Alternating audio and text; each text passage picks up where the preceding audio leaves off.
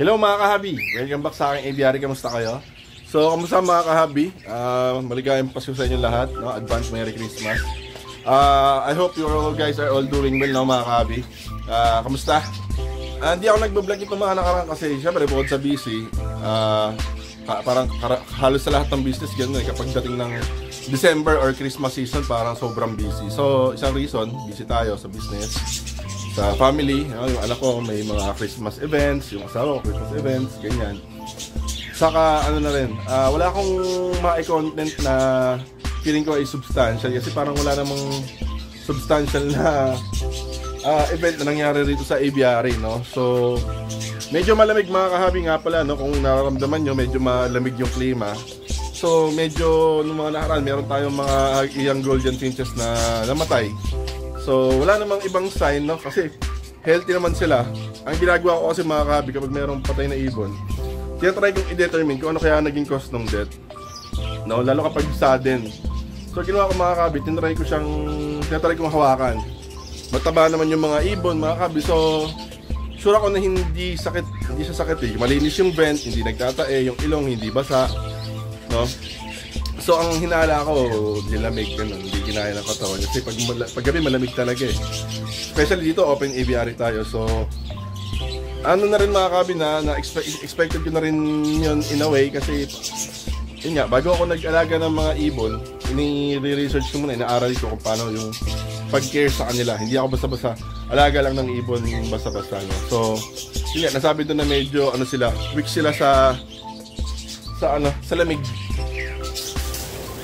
Yun, so medyo weak sila sa lamig, kaya hindi pa rin nakatulong dahil open aviary tayo. So, soon, siguro pag nag-budget, magko-close aviary tayo. So, what's good mga kahabi? Update ko lang kayo sa ano meron sa aviary natin. So, ganun pa din mga kahabi. Yan. Nung meron akong reels nung nakaraan or meron akong video nung nakaraan na yung ako si Jerry. Ayan. So, meron na yung mga bagong pairing. Ito, galing kay Lolo Berong. Ito naman, biniyak natin yung kapares na itong hen. Ang kapares na itong hen na to, yellow back din. Kaso, medyo, yung paa niya? Paling. Kaya siguro, suspecha ko yun yung reason na kung bakit madalas or almost all the time laging clear eggs yung iniitlog ng hen. Meron naman siyang naging fertile na egg. Tinry kong ipa-poster dito sa Society Finch natin dito na trio na misa at nabuhay naman. Kaso ang problema nung medyo malaki-laki na siya, namatay. So ang hinala ko ay either kasi may subo naman eh, yung crop may laman. So ang hinala ko either lamig, no, kaya apakan or napitpit, gano'n. So in a way parang masabi ko na successful but not so successful. Nakapag-experience ako mag-breed ng golden finch. So, okay lang mga kahabi. Disappointed pero sa pag-aalaga kasi ng ibon, hindi ka dapat ang ugali mo dapat lagi kang least expecting, no?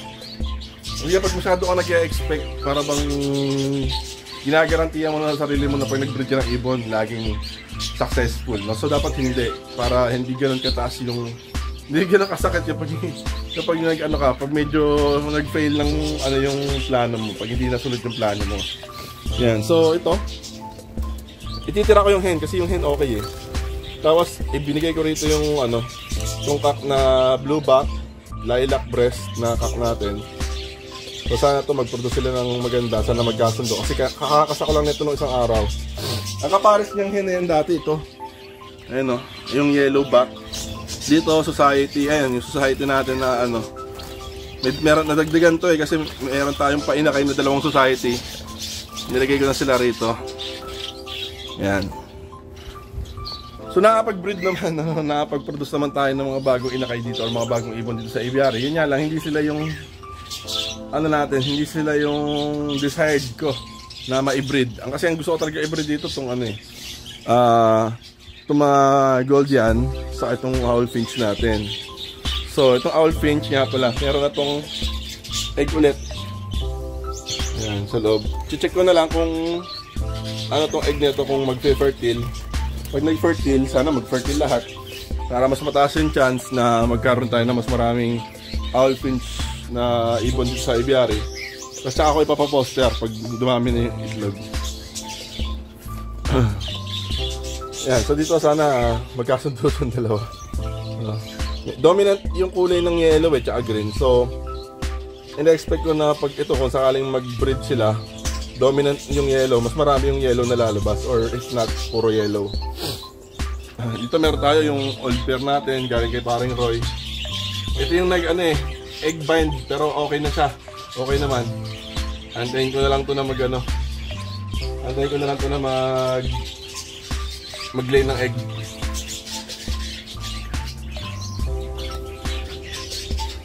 Dito mga kahabi, meron tayong ayan.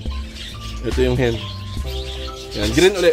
Galing to kay Lolo Berong Pair ni Lolo Berong. Nakalagay sila dati dito. Kaso tinanggal ko na kasi napansin ko may dumadayong pusa dito. At sila talaga yung trip. So tinanggal ko muna.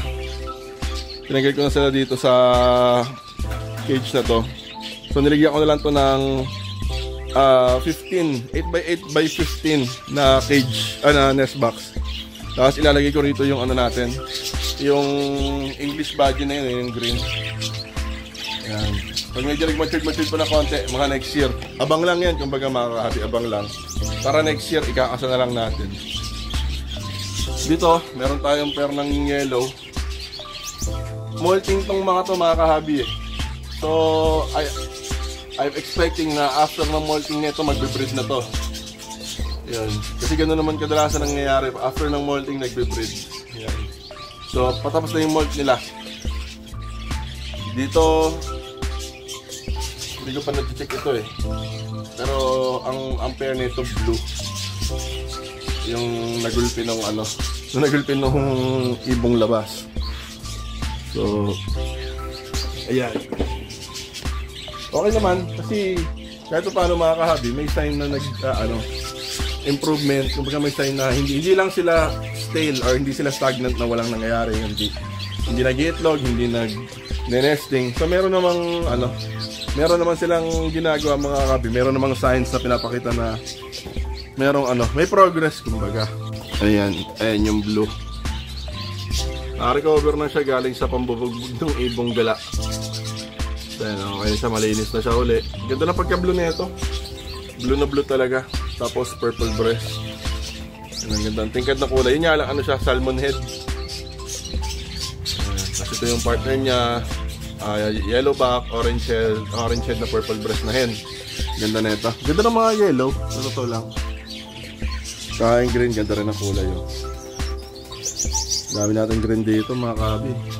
Yung kasi ng green kasi mga kabi, sila? Sobrang tingkad na kulay, ang gaganda. Ayun, may egg sa loob.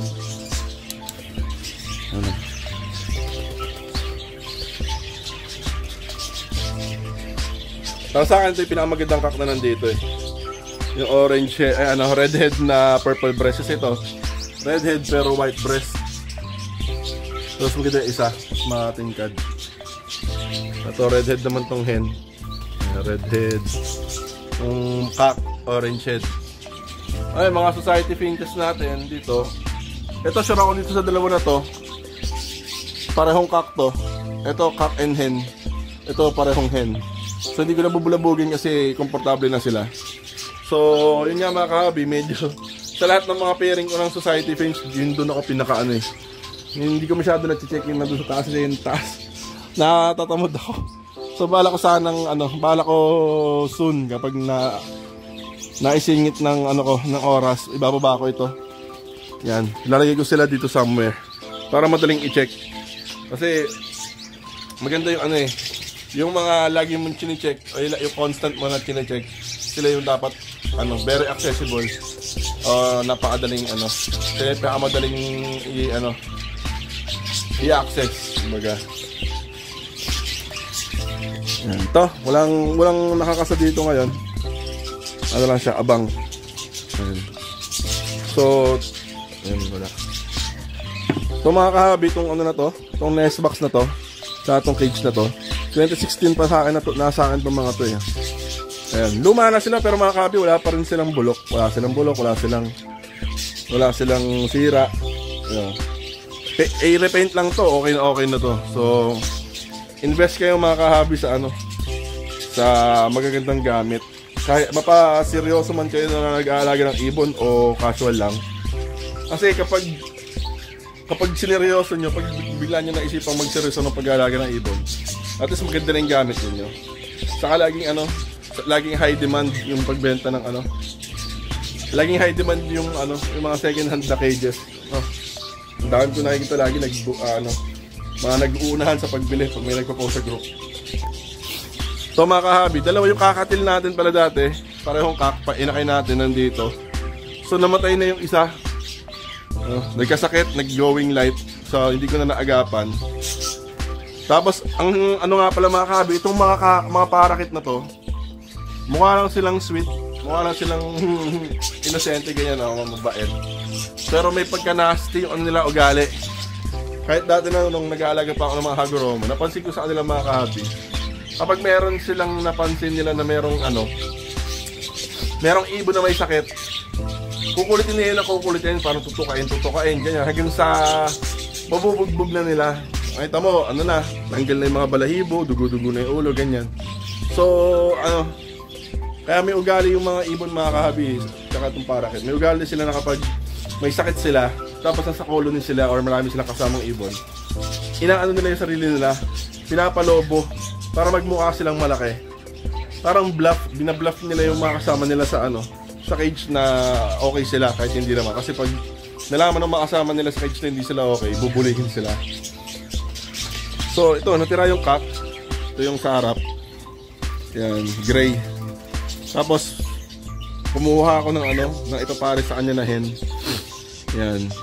Galing kay kay Brother Mark, kay MFA Aviary mga kahabi. Si MFA Aviary nga pala, sa kanya galing itong mga cage natin. Yan, to. Sa yung dalawa sa baba.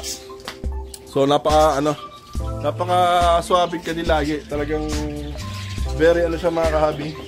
Mabait, napakabait ka din, napakabait ka usap. So pag may mga kailangan kayo mga kahabi, mga aviary supply, tsaka ibon, dami niya magagandang ibon mga kahabi. Meron pa siyang mga binibentang mga kakatil, sobrang umura lang. Fair na, sure. Tapos ang dami rin niya magagandang green perso mga kahabi. Talagang winner. Hindi kayo mga kahabi sa bibili, hindi kayo ma-disappoint.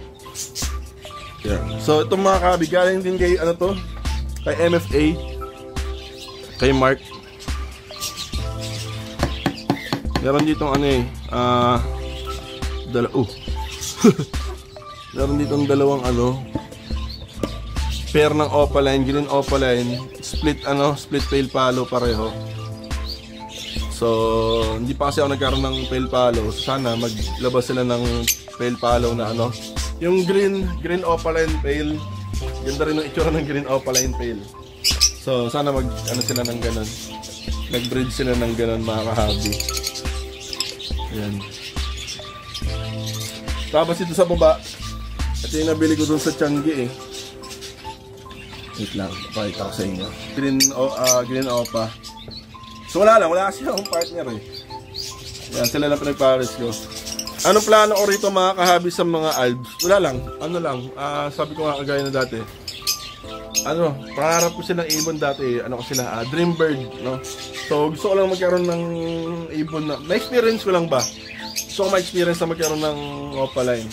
Yung mga gusto kong ibon dati na pagka mahal-mahal na, sobrang murang-mura na lang ngayon. Kaya ngayon ko sila binibili. Meron kasi dati yung mga mag-iibon dati. Since nung napakataas pa ng value ng opaline, sabi nila, pangarap na ibon. Pero nung nagmura na, ayaw naman bumili.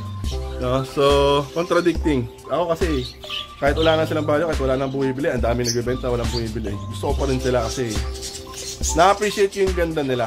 Nakakadi. Maganda sila sa mata ko. So, yun. Ito, yan. Itong mga ko rito, mga parakit. Next year, i-breed ko sila. Next year ko na sila ikakasa. Ayan. Next year, kakasa ko yan. Lalagay ko sila. Ito, meron akong designated dito, dalawang triple cage. Ayan. So, magkakasa ako ng mga 6 na pares ng parakit. So, bakit? Ano kasi, may tindahan kasi yung nanay ko dito. So, try kong mag-breed.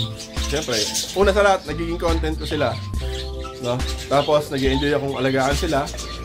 Low mutation lang sila, kaya walang pressure. Ma-breed mo sa hindi, ma-ibenta mo sa hindi. Walang pressure. Tapos, yun na, since lang sila, low mutation, since hindi sila high mutation, ang dali nilang ibenta kasi mura lang. So, try kong ma-breed sila, tapos maging source of funds pag na-ibenta, income and funds para sa aviary. Ayan sila. Ano to mga kahabi? 17 na piraso. So, try ko pang mag-acquire ng kahit 3 piraso pa. Tapos yung mga sobra, ibenta ko. No? So, yung kasi dati mga kahabi, nag-alaga ako ng parakeets dati. Mga hagromo, mga backfrill, mga crested. Nakaka-pressure kasi siya mga kahabi kasi yung ibon may value kasi nabili mo siya ng ganitong presyo, ganyan. So parang ngayon, syempre hindi mo naman siya pwedeng ibenta ng sobrang mura in respect na rin para sa ibang nag-iibon na nagbebenta ng yung tamang presyo. Kasi baka masagasaan yung nila yung mga ibon nila. So ako, alaga tayo ng mga low mutation kasi marami bumibili nito mga kabi, yung mga pakyawan, yung mga binibenta sa pet shop. So pwede natin silang ibenta ron since hindi naman tayo pressured, no? So yun ang ko talaga. Yun ang intention ko, no? Maraming purpose yan. Magiging content, sarap tignan. Pwede ko silang ibenta, madalian. Kasi mura lang. Ayan. So ayan, magandang maalagaan kasi bukod doon sa kanila ako sanay, sa kanila ako pinaka komportable i-breed. Sobrang gamay na gamay ko paano magbe-breed ng parakeet. No. Bukod sa African lovebird yan, parakeet, doon ako talaga sanay. No. Masasabi ko na ayaw sabihin veterano kasi baka mamaya mukhang magtunog mayabang ko. Pero kumbaga sila yung ko talaga. Sila yung forte ko, sila sa African lovebirds. Ito mga finches. Try lang. Yan. Itong naman, kakatil, nakapag-breed na rin ako ng dati, marami-rami na rin. So hindi na sila bago sa akin. Yan. So next year, i-breed ko itong mga to. Tapos nga pala mga kabin, hindi lang yun. Meron din nga pala akong iba pang inaalagaan niya yun. Tara, samahan niyo ako dun sa sa likod bahay. Yan. So, meron nga pala tayo itong ayan, ref tub. Ayan, ref tub saka cooler. Gagamitin natin yan sa paghalaga ng isda.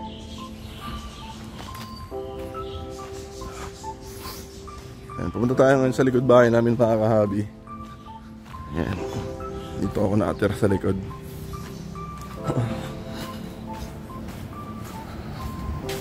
Dito tayo. Ayan. Yan, meron pa tayong ref tub dito. Nakaabang din yan. Ito, kubo ng tatay ko. Hindi natapos kasi papahinga muna siya. Next year niya na itutuloy. Yan. Pahingahan nila yan. Ito yung ko mga kahabi pa bago kong pets.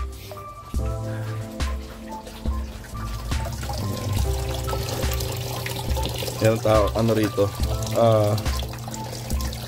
pond ng isda. Yan, to ayan ref tub. So mga kahabi, nakakatawa tong isda na to. Para siyang ilang araw to sa akin 2 weeks na. Kung titingnan nyo para siyang patay. Pero alas mong trip na itong isda na to. Ayan, meron tayo dito mga rancho. Ayan, dalawa yung rancho natin. May mga koi tayo rito na maliliit, 3 inch at 4 inch. Tapos meron tayo mga oranda. Ayan, mga goldfish. So, insert goldfish, tsaka goldfish. Ayan, may oranda rito sa natulog. So, So in short, may mga tayo ito, goldfish tsaka koi fish.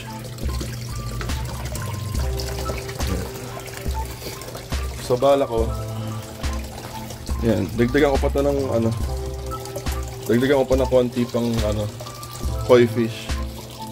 Tapos maglalagay din ako dito sa likod ko. Ayan, lilinisin ko lang.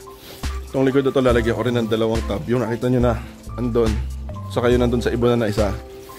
Ayan, mag-aalaga naman tayo ng mga ano, yung mga rancho na malalaki. Saka mga oranda na malalaki.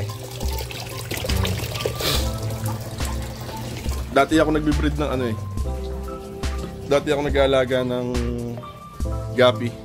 Kasi medyo ano kasi medyo maselan kasi yung gapi ako para sa akin kasi maliliit sila so yung ano nila yung buhay nila parang mahina din.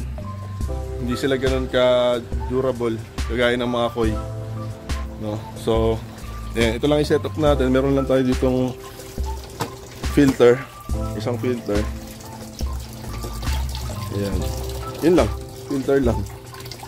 So, hindi naman ako ano, hindi pa ako bihasa. Hindi pa ako bihasa sa pag-aalaga ng isda. May experience lang ako sa ano, pag-aalaga dati ng gapi, ganyan, angelfish. Though hindi ko na i-breed yung angelfish, gapi pa lang. No, may mga gapi ako dati, ang dami kong magagandang strain ng gapi. So, ayun lang. Meron lang akong ganyan kasi nakakatuwa sila pagmasdan sa gabi mga kahabi. Ayan. Kasi may ilaw tong ano, filter. Ayan. So, hindi nagmamatch yung ano, yung kulay ng mga isda. Hindi, ayan. Maganda sana kung ganyan na yung madaling makita. Dito na predict na hindi pala sila masyadong kita yung iba. Kagaya nito. Rancho, hindi masyadong makita. Yung mga oranda, light color. Ayun, light color. So, try ko mag-add ng ano, mga goldfish pa na ano. Try ko maglagay ng mga red cap saka mga kaliko. Ayan. So, I guess yun lang mga kahabi. No? Hello vlog. Andito pa rin ako. So, I wish you a Merry Christmas mga kahabi, no? Kung hindi man masusundan tong vlog ko ng ano, bago magpasko, babatiin ko na kayo ng advance Merry Christmas mga kahabi. So, ingat kayo lagi mga kahabi, kagaya lagi ko sinasabi, ingat lagi. God bless and happy birthday. Kita-kits sa mga susunod tong vlog.